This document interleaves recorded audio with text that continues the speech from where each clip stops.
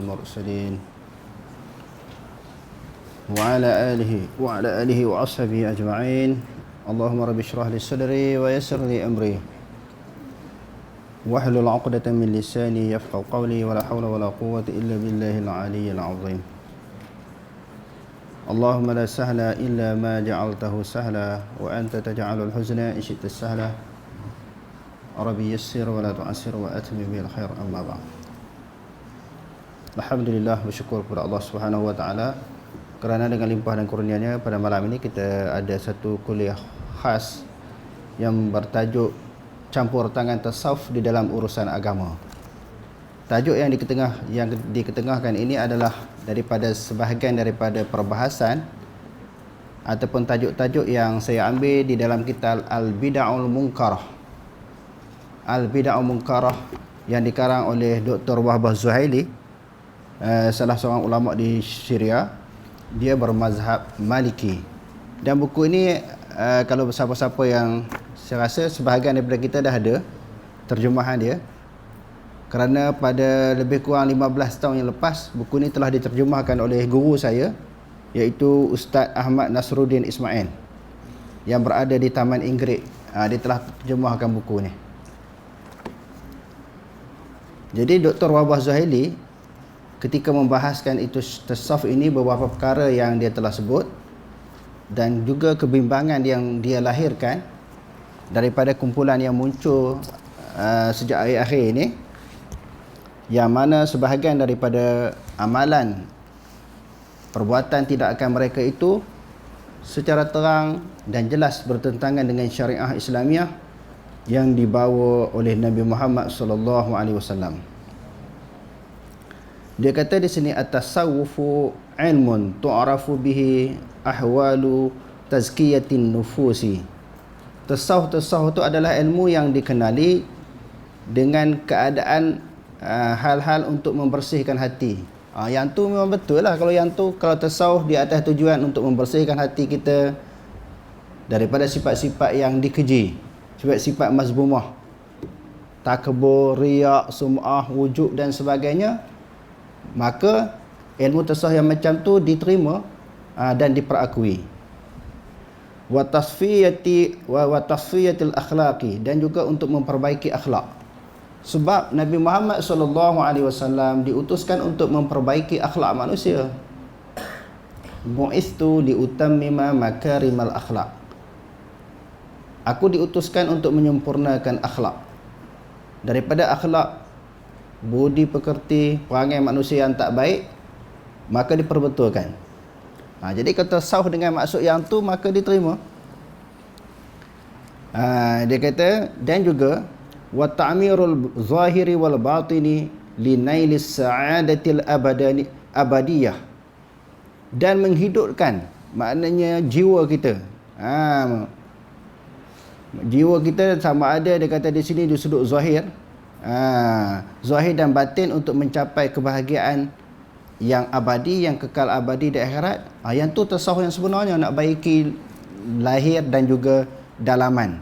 Maknanya lahir kita ni, akhlak kita, budi pekerti kita, penampilan kita sejajar dengan apa yang diamalkan oleh Nabi SAW. Batin pula maknanya bersih daripada sifat-sifat yang dikeji. Itu makna asal tasawuf pada zaman dulu. Wal mutasawwifatul mukhlisuna ya'nu bi zikrillah sirran wa jahran. Tasawuf yang ikhlas, yang tujuannya mereka terlibat di dalam ilmu tasawuf ini adalah untuk mengingati Allah Subhanahu wa taala, sama ada di dalam keadaan tersembunyi ataupun jahar. Ketika mereka berzikir bagi mendampingkan diri kepada Allah Subhanahu wa taala, kadang-kadang dengan cara sir, kadang-kadang jahar, maka itu diterima. Kalau itulah yang dimaksudkan dengan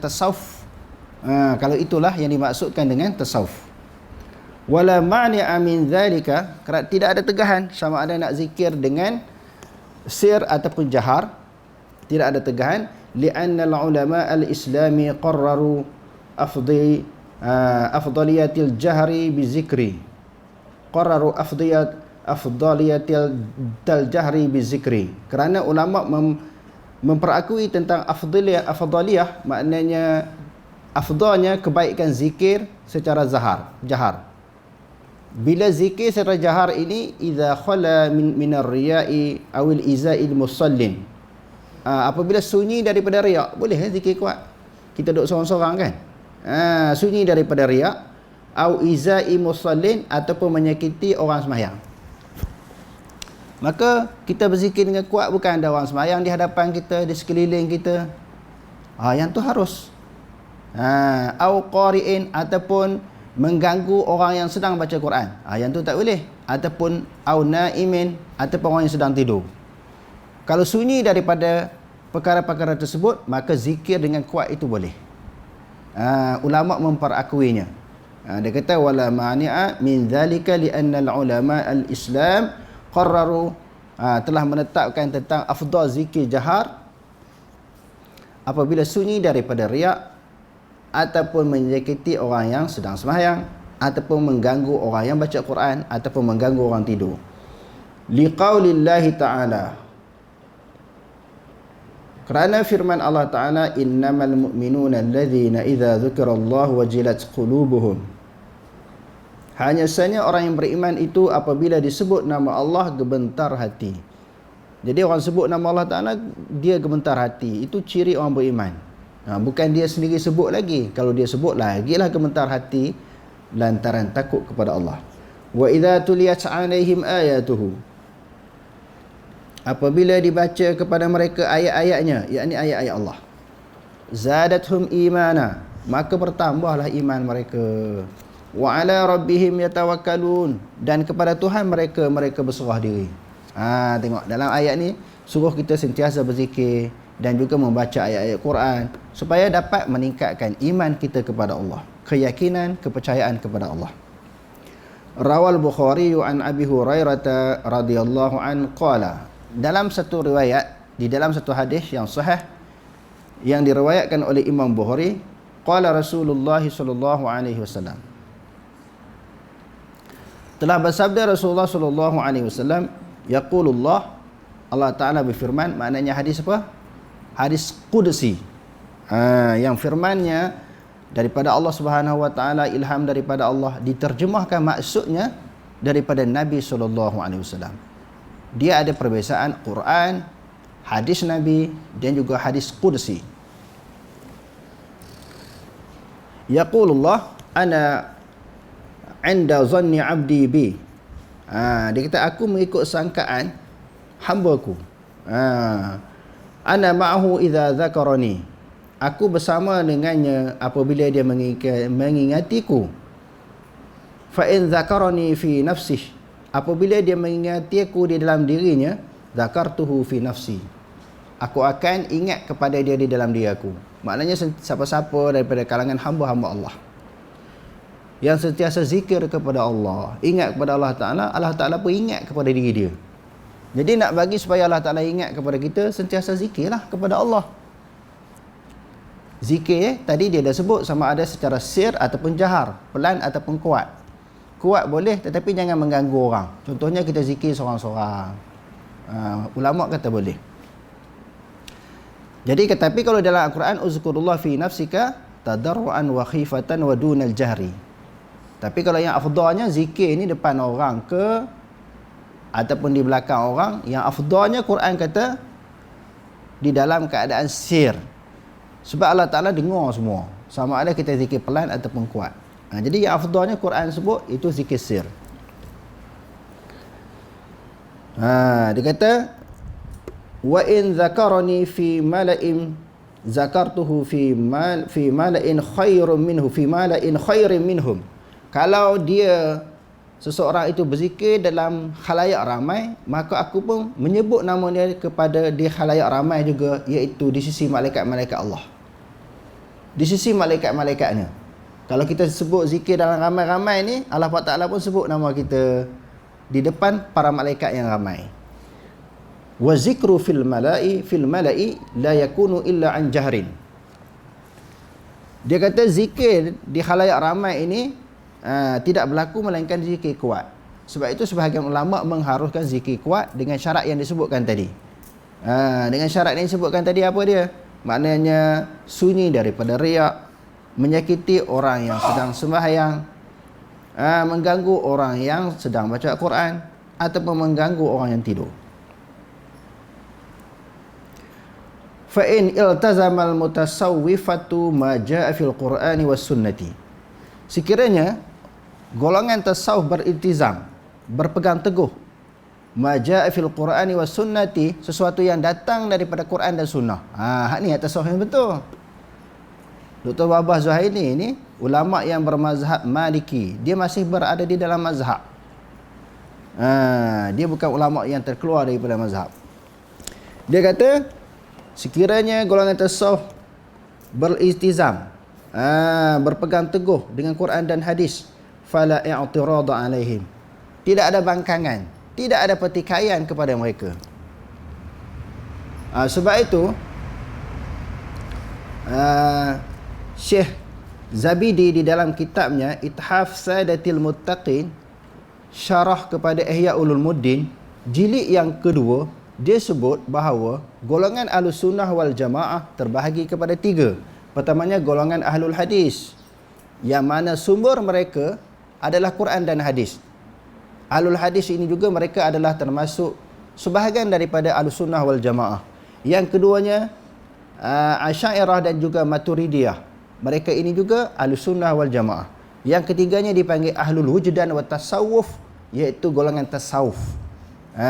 Golongan tasawuf yang tidak bercanggah dengan Quran dan Sunnah, maka mereka bukan sahaja Ahlus Sunnah wal Jamaah, maka tasawuf mereka diperakui, diiktiraf. Sebab itu Dr. Wahbah Zuhaili kata apa? Fa in iltazamal mutasawwifatu ma jaa fil Qur'ani was sunnati fala i'tirad alaihim.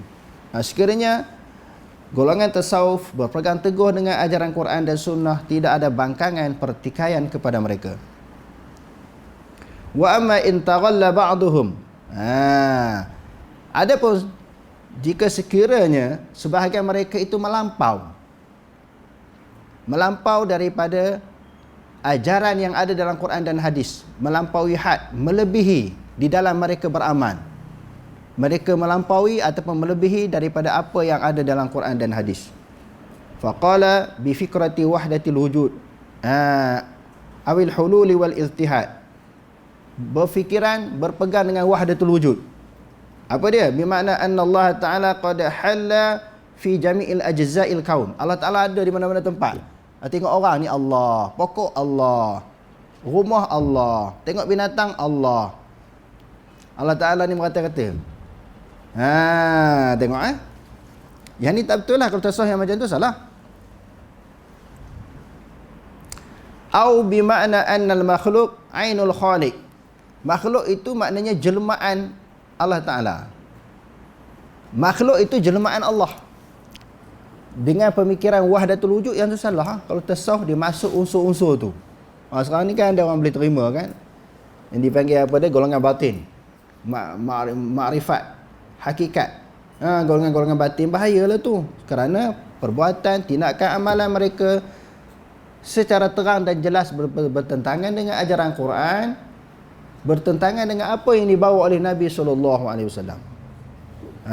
Kalau yang tasawuf yang macam ni tak boleh, Dr. Wahbah Zuhaili kata, kerana menyimpang daripada ajaran Quran, menyimpang daripada ajaran Nabi.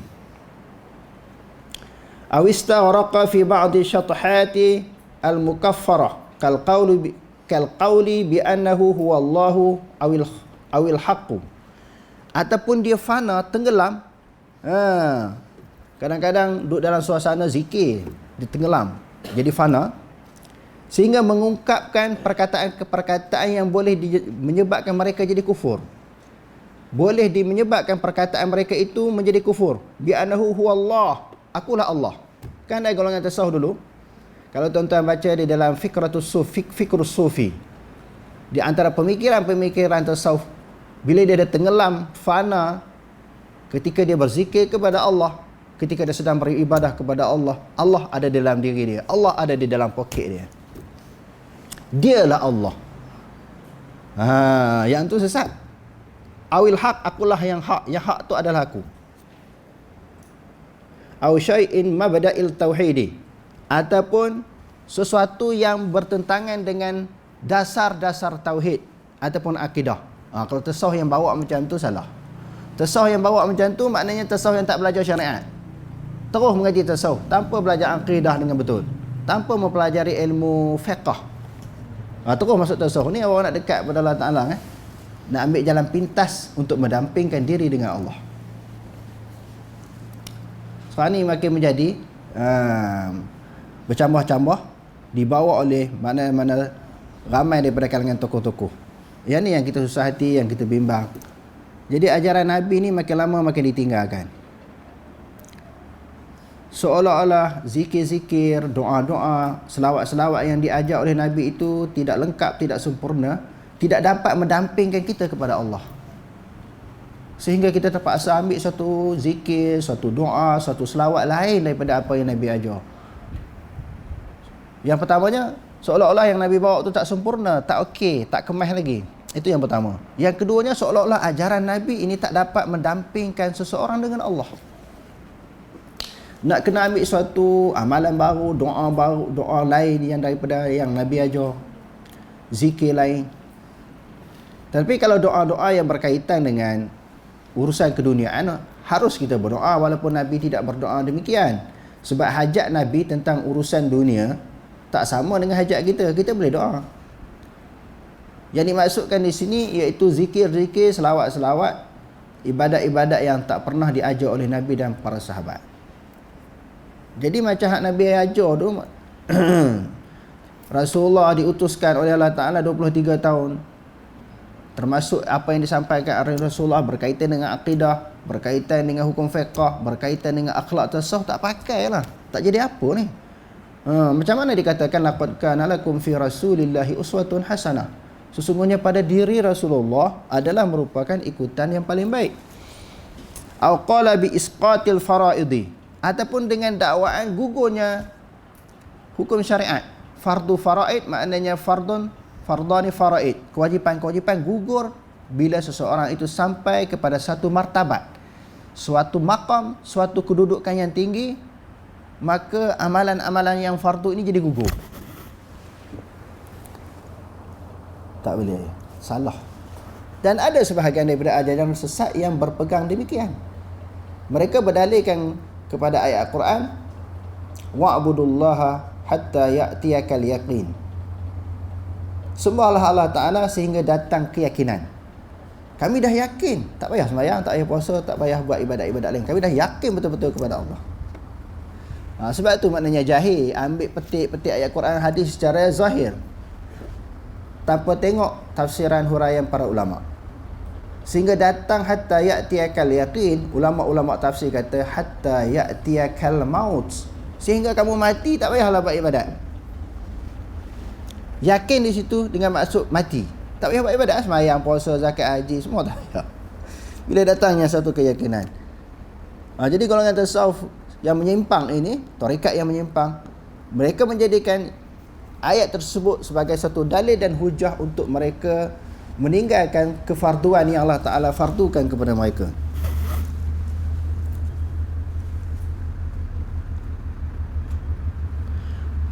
Fahadha la syakka dalalun wa kufrun sarihun. Terang, ini jelas terang, tidak dapat syak lagi kesesatan, kufur yang nyata. Kalau kata semayang tak wajib, bila dah dekat dengan Allah Ta'ala, puasa tak payah, tutup aurat tak payah, yang ni terang sesat dan kufur. Dr. Wabah Zuhaili kata terang sesat dan kufur. Yukhalifu aqaidal ummatil islamiyati. Mereka, pegangan mereka bertentangan dengan akidah Islamiah. Salah. Apa yang Nabi bawa, apa yang dibawa oleh para sahabat bertentangan akidah ni. Senang je hadirin sekalian menjadi ukuran kepada kita, siapa yang paling dekat dengan Allah Ta'ala. Nabi dah tinggal semayang tak? Nabi ada tak menutup aurat tak? Sebab ada di kalangan golongan tasawuf dan juga tarekat, bila dah tenggelam dalam ibadat kepada Allah Ta'ala ni, disebut sebagai maqam fana, maka gugur kewajipan, gugur kefarduan Allah. Nabi ni paling fana lah kalau kita nak kata fana. Kalau kata wali, kalau nak sebut istilah wali, Nabi paling wali lah. Kalau nak kata orang ada karamah, Nabi bukan karamah, mukjizat terus. Lagi besar. Tapi Nabi tak pernah meninggalkan kewajipan. Nabi tidak pernah meninggalkan kewajipan kepada Allah. Lagi takut kepada Allah, lagi kuat mendampingkan diri kepada Allah, lagi dia meningkatkan amal baktinya kepada Allah. Sehingga disebut di dalam hadis-hadis yang sahih, di antaranya hadis yang diriwayatkan oleh Imam Bukhari dan Muslim, bagaimana keadaan suasana Nabi SAW qiyamul lail, sembahyang malam, sembahyang sunat kan. Nabi sampai penghujung usia dia pun dah lemah, sakit, uzur, sehingga Nabi ikat tali dekat tiang, antara dua tiang. Bila nak rebah, nak jatuh, dia pegang. Dia pegang kepada tali yang dia gantung tu, untuk mendatangkan kekuatan kepada dia supaya dia tak tumbang ketika dia berqiyamul lail. Maknanya sepatutnya penghujung usia dia pun dah dekat dengan Allah, atas daripada wali lagi, tak usah duduk sembahyang. Sekurang-kurangnya tak usah sembahyang malam. Kalau sembahyang 5 waktu, sembahyang lagi lah. Sembahyang sunat tak payah. Sebab aku dah dekat dengan Allah. Tak. Bahkan qiyamul lail wajib bagi Nabi. Sebab Allah Ta'ala berfirman dalam Al-Quran, wa minal laili fatahajjad bihi nafinatan lak asa an yab'athaka rabbuka maqaman mahmuda. Sebahagian daripada malam hendaklah kamu bertahajud, qiyamul lail. Tahajud maknanya tarkul hujud, sebagai amalan tambahan bagi engkau, wahai Muhammad. Semoga Allah Ta'ala menempatkan engkau kepada maqam yang terpuji, membangkitkan engkau pada maqam, pada kedudukan, pada tempat yang terpuji. Asa an yab'athaka rabbuka maqaman mahmuda. Sebahagian besar ulama tafsir menyebut maqaman mahmuda di sini boleh bagi syafaatul kubra. Apakah yang dimaksudkan syafaah kubra, syafaah yang agung, syafaah yang besar? Iaitu Nabi SAW berdoa kepada Allah supaya dipercepatkan hisab. Manusia tengah dalam keadaan panas, sesak kan, tak tahu nasib syurga neraka, keadaan amalan mereka tak tahu macam mana nak cepat-cepat supaya Allah Ta'ala hisab amalan mereka, supaya mereka tahu keputusan. Nabi-Nabi lain berdoa, tak berani nak bertemu dengan Allah Ta'ala, masing-masing menyedari tentang kelemahan dan kesalahan masing-masing. Nabi Adam, Idris, Nuh, Saleh, macam-macam. Kami tak mampu, kami tak layak. Akhirnya mereka cadangkan supaya manusia yang ramai-ramai itu pergi bertemu dengan Nabi Muhammad SAW, kerana dia adalah merupakan kekasih Allah. Bukan sahaja ulul azmi, penghulu kepada ulul azmi. Itu satu kedudukan darjat yang tinggi yang Allah Ta'ala bagi kepada Nabi. Orang minta lah, wahai Rasulullah, pergilah doa kepada Allah, kamu kekasih Allah. Nabi ni dia sujud, pergi Allah Ta'ala, dia sujud dengan begitu lama. Disebut di dalam hadis-hadis yang sahih, tasbih-tasbih yang diungkapkan oleh Nabi SAW adalah satu tasbih yang tak pernah diungkapkan, yang tak pernah disebut di atas dunia. Orang tak tahu tasbih apa, zikir apa yang Nabi sebut. Merayu betul-betul kepada Allah, dia menangis di hadapan Allah. Lalu Allah Ta'ala kata, wahai Muhammad, angkat kepala kamu, kamu nak apa doa, aku akan perkenankan. Itulah yang dipanggil apa dia? Maqaman mahmuda.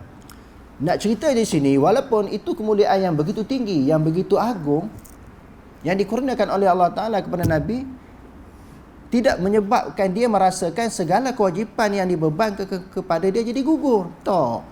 Macam mana kalau ada golongan tasawuf, tarikat kata, sampai martabat, maqam, kedudukan yang tertentu, segala kefarduan jadi gugur. Ini dia kata sesat. Wa mislu dhalika man qala bi anna li syaikhin ma juz'an min at-tasarrufi fil qaum. Sebahagiannya ada di kalangan tasawuf yang sesat ini,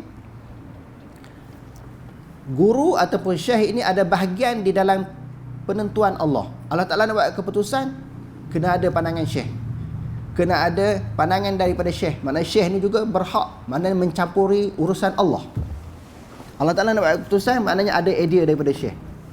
Maknanya Allah Ta'ala itu tak bebas di dalam membuat keputusan, kena ada bersekutu dengan makhluk. Ini semua mustahil. Mukhalafatuhu ta'ala lil hawadis. Seseorang nak buat keputusan mungkin dia boleh bagi pandangan sendiri ataupun kena terpaksa mengambil pandangan-pandangan orang ramai baru boleh buat keputusan. Allah Subhanahu Wa Taala tidak begitu. Tak perlukan kepada pandangan orang.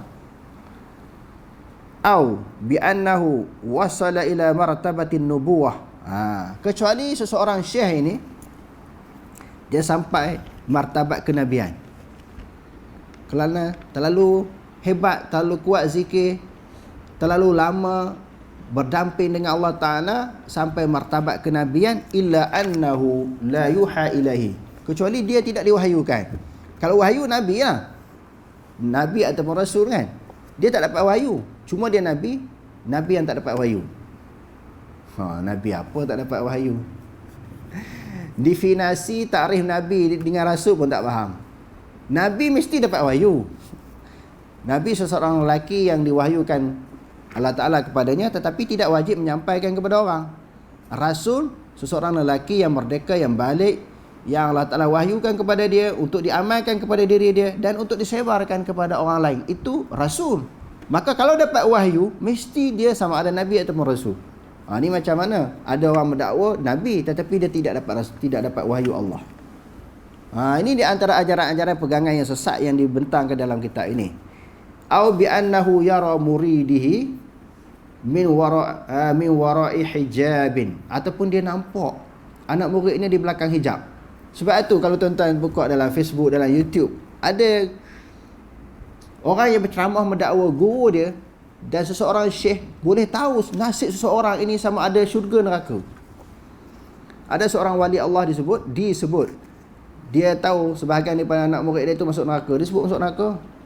Bila dia sebut anak murid dia masuk neraka, anak murid dia pun bertobat, akhirnya masuk syurga. Tok Guru kata akhirnya kamu layaklah masuk syurga. Macam mana boleh mengetahui tentang kedudukan nasib seseorang syurga neraka? Nabi sendiri pun tak tahu. Wa indahu mafatihul ghaibi la ya'lamuhu illahu. Sesungguhnya la ya'lamuha illahu. Sesungguhnya Allah Ta'ala pemegang anak kunci ilmu ghaib, tidak mengetahui akan anak kunci ilmu ghaib.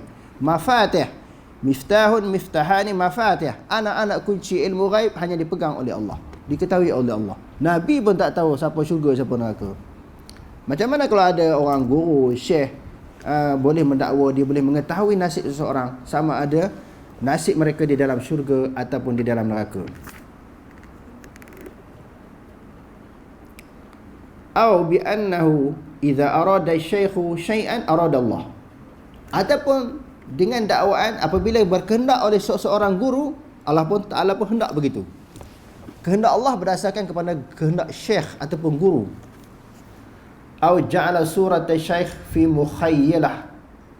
mukhayyalatihi, ataupun mentasawurkan, membayangkan gurunya ketika sedang beribadat. Itu yang kita baca di dalam surah apa? Surah Nuh. Ya'utha wa Nasra wa Ya'uqa. Ada 6 orang atau lebih 7 orang yang soleh di zaman Nabi Nuh alaihi salam. Bila orang yang soleh itu meninggal dunia, mula-mula mereka lukis gambar. Generasi yang pertama, syaitan bisik dalam hati. Tuan-tuan boleh baca di dalam kitab Qisasun Nabiyyin yang dikarang oleh Syekh Ali Hasan An-Nadawi. Dia ni hebat dari sudut tulisan dia. Dia orang India, tapi tulisannya dia banyak di dalam bahasa Arab. Jadi buku-buku sirah dan buku-buku sejarah, kisah-kisah yang disebut dalam Quran, semuanya berdasarkan kepada maklumat yang sahih. Lalu dia kata, syaitan menghayalkan, mendatang was-was kepada anak murid ataupun kepada pengikut. Kamu sayang tak kepada guru? Anak murid itu sayang. Sayang takkan nak biarkan dia mati begitu saja tanpa diberi peringatan, tanpa disanjung, dihormati. Buatlah gambar. Mereka untuk lukis gambar Tok Guru, Tok Lam Fakir, nak sayang tengok, nak buat ibadat tengok. Mati generasi pertama, generasi yang kedua pula. Orang dulu bukan buat gambar, dia mau buat patung.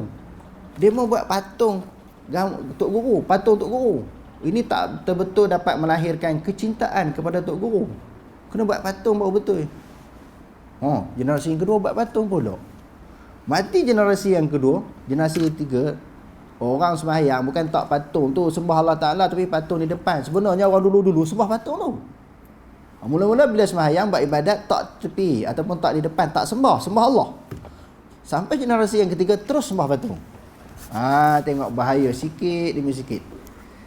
Zaman sekarang kalau tidak diberitahu, diberi penerangan kepada orang, orang akan jadi terpengaruh. Sebab yang bawa tu tokoh-tokoh. Yang bawa itu tokoh-tokoh. Jadi orang awam kata kami bukan tahu apa, kami ikut orang fatwa. Kami ikut tokoh. Kami ikut orang agama. Kalau salah mereka tanggung. Kami tak tanggung. Tak. Bila salah semua kena tanggung. Sebab apa? Tengok dalam Quran. Yang Allah Ta'ala sebut di dalam surah Al-Baqarah juzuk yang kedua. Semua nak berlepas diri daripada pemimpin, daripada orang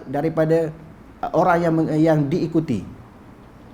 Allah Ta'ala kata tak boleh. Semua menerima nasib yang sama. Wa qul li dhi'faini. Semua orang menerima balasan 2 kali ganda siksa. Dan Allah Ta'ala kata inna sam'a wal basara wal fuada kullu ulaika kana anhu mas'ula. Tak boleh kita kata kami ni orang awam, Allah Ta'ala demo yang bawa kami menyimpang jauh ni. Tak boleh. Allah Ta'ala kata penglihatan, pendengaran, hati kamu akan ditanya. Kamu tak tahu kamu nak buat sesuatu benda tu, kamu tahu tak benda tu betul benda salah. Jangan duk taklid kepada orang.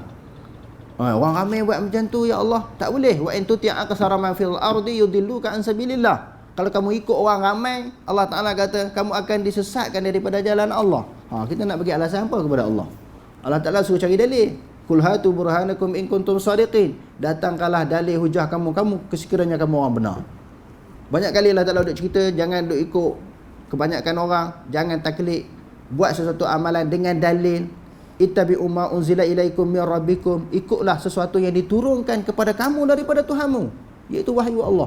Banyak Allah Ta'ala duk bagi nasihat, duk bagi teguran, dia tak nak ikut, tiba-tiba dia nak menyalahkan orang. Jadi kita tak boleh tuan-tuan.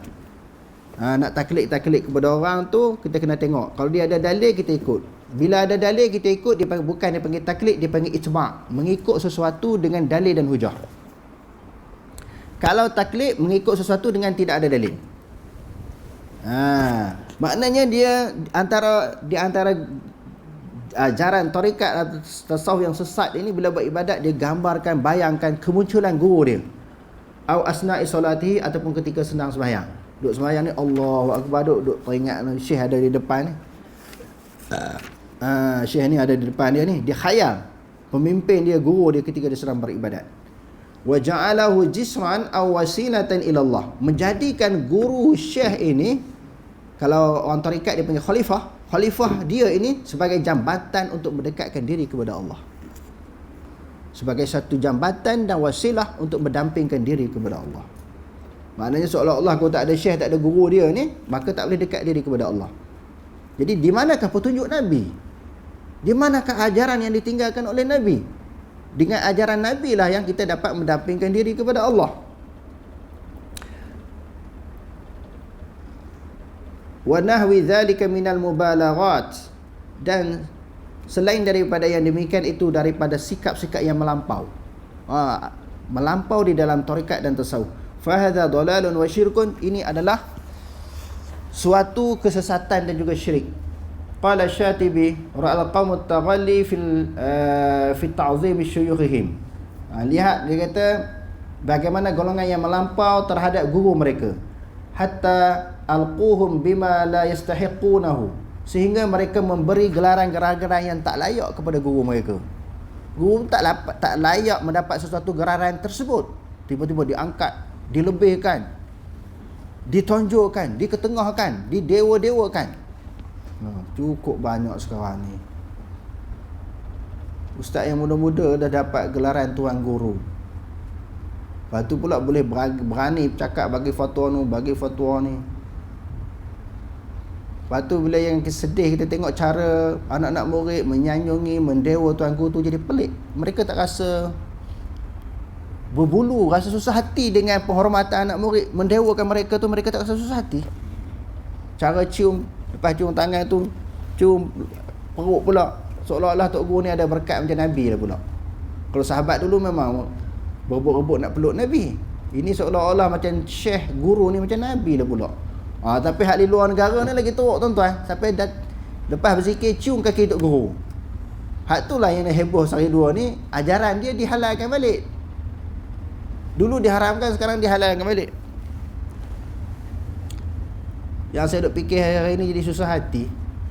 Jadi kita nak letak kepercayaan kepada siapa? Kepada pihak berwajib untuk menceritakan kebenaran. Kebenaran itu tidak lain, tidak bukan, kebenaran mesti datang daripada Allah dan Rasul. Tak ada, mereka duk ambil ajaran-ajaran macam ni. Jadi bila orang tanya saya nak buat macam mana? Dulu kata haram, kata sekarang kata boleh. Ataupun sebahagian negeri kata haram, tak boleh beramal dengan sesuatu ajaran, sesuatu tarikat. Negeri lain pula ada yang kata boleh. Saya kata senang, tak payah pening, tak payah susah hati, tak payah bergaduh.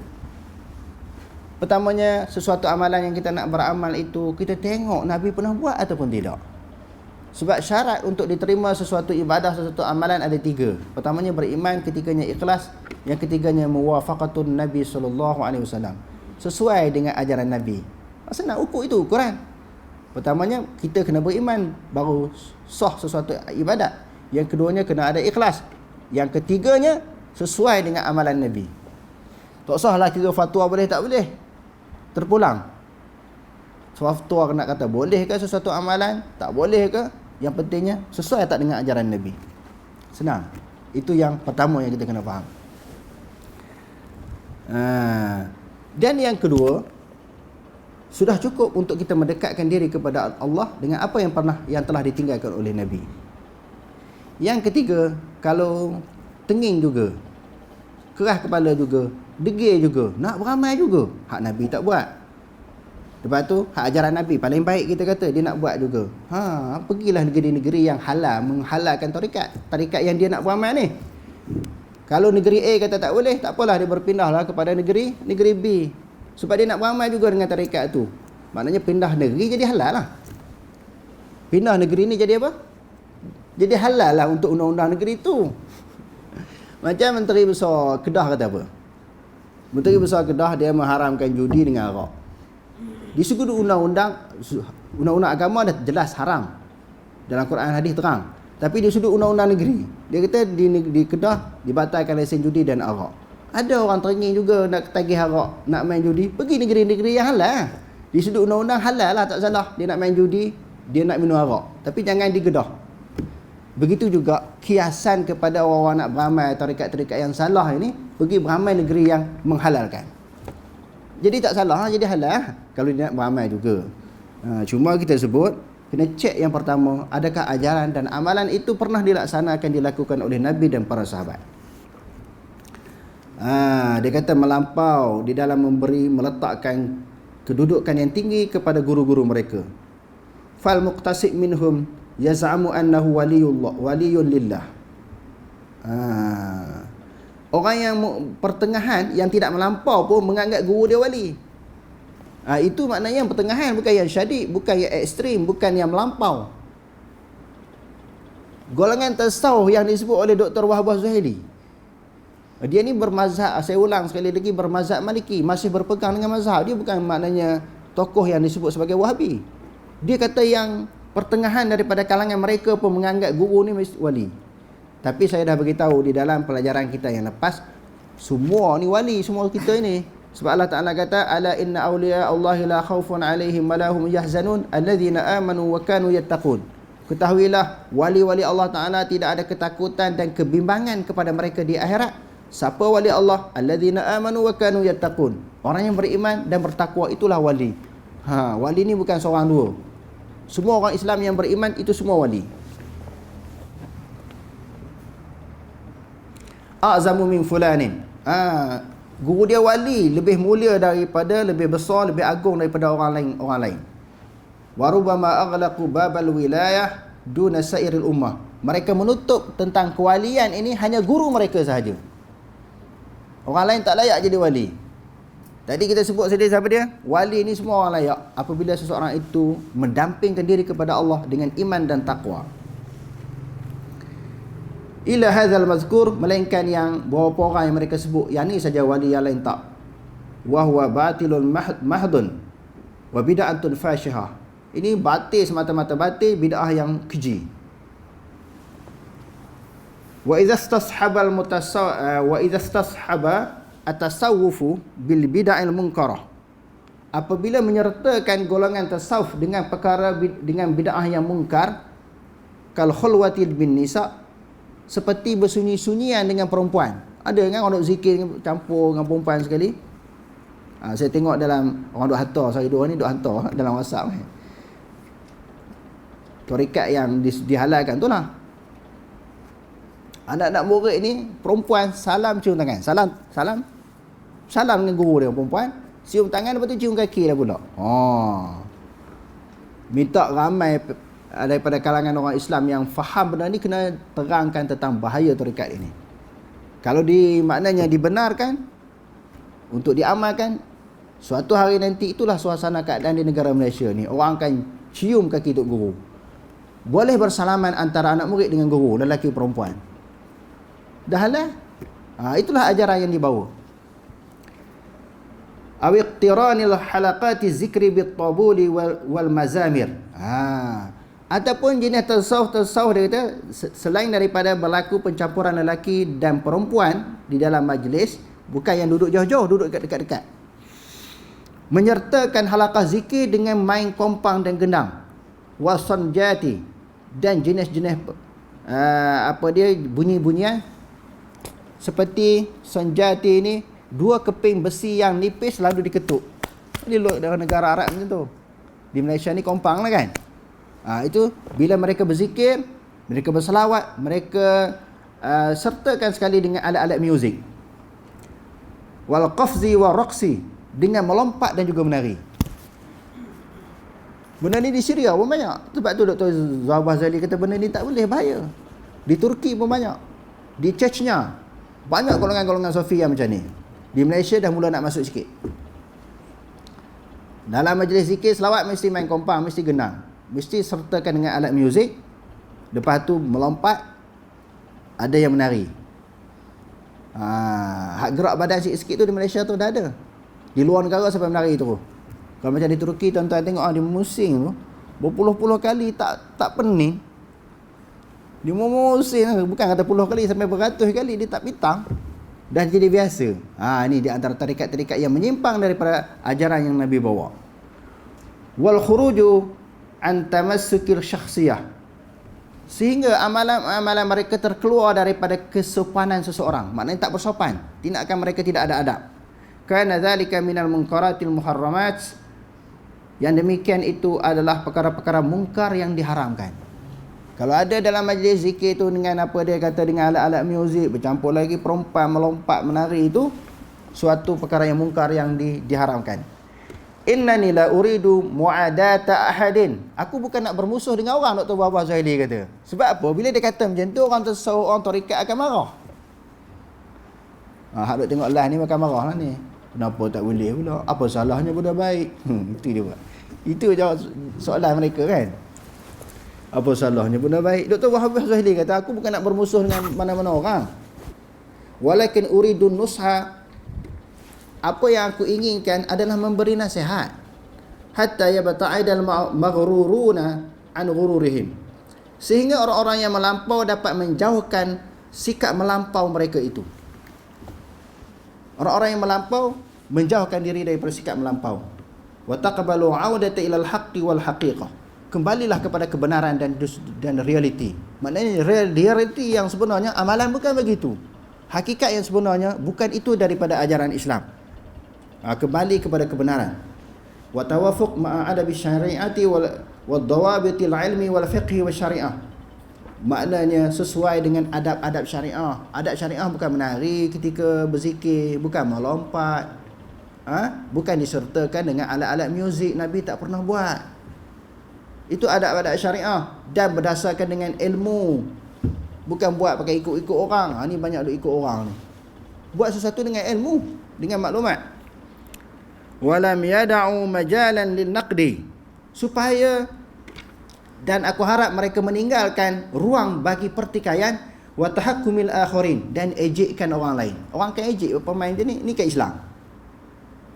Ini ke Islam. Kalau itu orang kafir. Kalau orang Islam yang lain kata apa dia buat ni? Ambil ajaran mana? Nabi tak pernah buat menari-nari, melompat-lompat berserta dengan alat-alat muzik. Buka ruang untuk orang bertikai. Bila orang bertikai nak marah.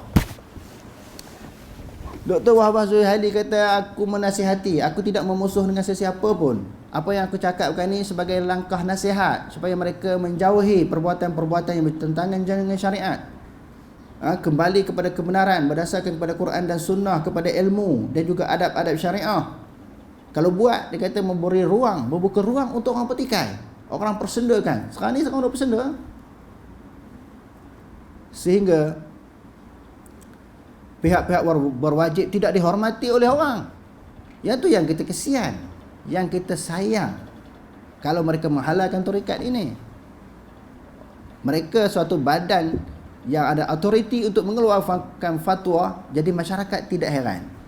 Orang tidak siqah, tak memberi kepercayaan. Suatu hari nanti yang kita bimbang, masyarakat awam tidak menghormati.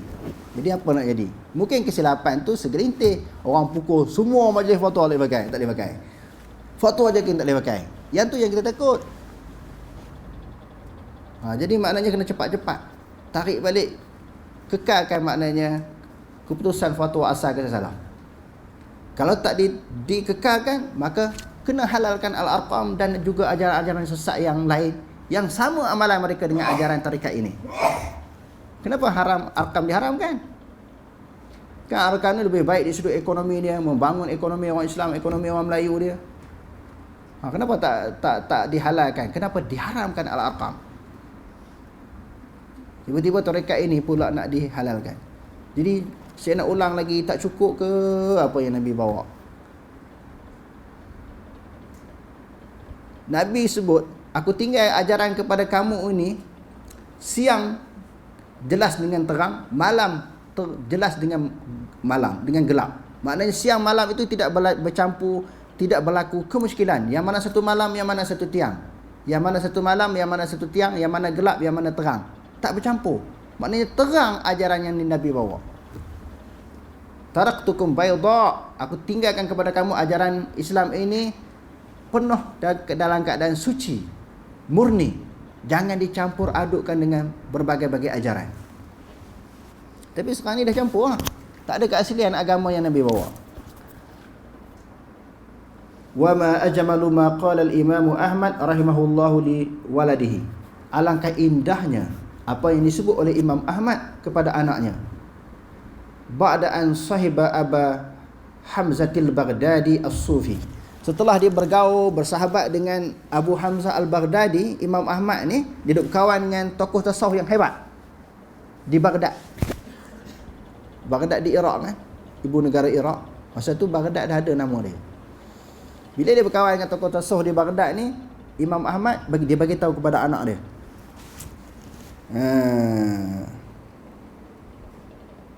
Wa arafa ahwal al-qaumi sufiyah. Setelah dia mengetahui keadaan orang-orang sufi pada ketika itu, golongan-golongan sufi pada ketika itu. Ya waladi, wahai anakku, alaika bil majalisatil haula'il qaum. Hendaklah kamu sentiasa berada di dalam majlis orang-orang sufi ini. Fa innahum zadu alaina bi kasratil ilmi. Kerana kita duduk dengan mereka dapat menambahkan ilmu. Wal muraqabah, dapat mendampingkan diri kepada Allah. Muraqabah ni apa maksud? Apa yang kita buat, duk sentiasa rasa Allah Ta'ala perhati. Kita buat ni Allah Ta'ala duk perhati. Jadi tak berani nak buat jahat, tak berani nak buat dosa, sebab sentiasa dimuraqabah oleh Allah, diperhati oleh Allah. Wal khasyah, duduk dengan orang sufi ini, maka dapat meningkatkan ketakutan kita kepada Allah. Wa zuhdi, dan dapat meningkatkan kezuhudan kepada Allah. Wal ulwil muhimmah, dan keazaman yang tinggi, keazaman untuk mendampingkan diri kepada Allah. Maksudnya orang sufi ketika itu. Tapi lama-kelamaan dah lari daripada ajaran sufi yang berlandaskan kepada Quran dan hadis. Wa qala Abul Qasim An-Nasrabadi aslu tasawufi mulazamatul kitab wa sunnati. Abul Qasim kata, asal-asal golongan tasawuf adalah golongan yang melazimi Quran dan sunnah, yang mendampingkan diri dengan Quran dan hadis. Aslu tasawufi mulazamatul kitabi wa sunnati. Hak dulu tasawuf dulu ikut ajaran Quran dan hadis. Wa tarakul bid'ah wal ahwa, dan meninggalkan perkara-perkara bid'ah. Hak sekarang ni hak tu duk buat kan. Hak sekarang ni yang tu duk buat. Hak dulu dia orang tak buat. wal ahwa, dan mengikut hawa nafsu, wa ta'zimil hurumatil masyayikh, dan juga mengagungkan guru-guru. Dulu tak ada, tak buat benda tu. Dan wa ru'yati a'zaril khalqi, dan mereka meninggalkan melihat kelemahan yang ada pada orang lain. Tak nampak orang lain ahli neraka kan, orang lain orang fiqh ni tak boleh pakai ni. Patutnya kita kena pegang pada ilmu hakikat. Syariat ni kulit, hakikat makrifat ni diisi. Golongan tasawuf dulu tidak merandang rendah kepada orang lain. Tak ada. Masing-masing berusaha mendampingkan diri kepada Allah. Wal mudawamati alal aurat, mereka mudawamah alal aurat maknanya sentiasa berzikir dengan zikir-zikir yang maksum. Wartarkil ittibari rukhasi, dan meninggalkan perkara-perkara yang diringan-ringankan di dalam agama. Bab agama ni tidak diringan-ringankan. Wa ta'wilat, dan juga takwilan yang palsu. Tak ada. Bila datang ayat Quran ni, sebenarnya maksudnya bukan boleh faham zahir lagu ni. Dia kena ada faham secara batin. Tak ada. Orang tasawuf dulu tak ada. Hak ada ni sekarang. Dia takwil semua. Maknanya nak lari daripada hukum syariat. Kalau guru salah, guru melakukan sesuatu tindakan yang salah, hampa yang nampak salah sebab hati hampa kotor. Sedangkan memang salah, terang. Tapi bila kita kata salah, hati hampa kotor, sebab tu hampa nampak tu benda salah. Kalau tengok dengan hati yang suci murni, maka dia buat tu betul. Maknanya betul semualah bagi mereka, walaupun sesuatu tindakan yang bertentangan dengan ajaran yang disebut oleh Allah Ta'ala dalam Al-Quran, ajaran yang dibawa oleh Nabi. Jadi wallahu alam, sedikit pembentangan perbahasan yang disebut oleh Dr. Wahbah Zuhaili tentang campur tangan golongan tasawuf di dalam kitabnya Al-Bid'ahul Munkarah. Semua benda nak diukur dengan tasawuf. Sepatutnya semua benda diukur dengan syariat, dengan hukum halal haram. Halal haram yang diambil daripada Quran dan hadis. Bila masuk campur tangan tasawuf yang terpesong daripada ajaran Quran dan sunnah, maka manusia akan jadi rosak, akan jadi menyimpang daripada agama Islam yang sebenarnya. Wallahu alam, aqulu qawli hadza wa astaghfirullahal azim li wa lakum. Wassalamu alaikum warahmatullahi taala wabarakatuh.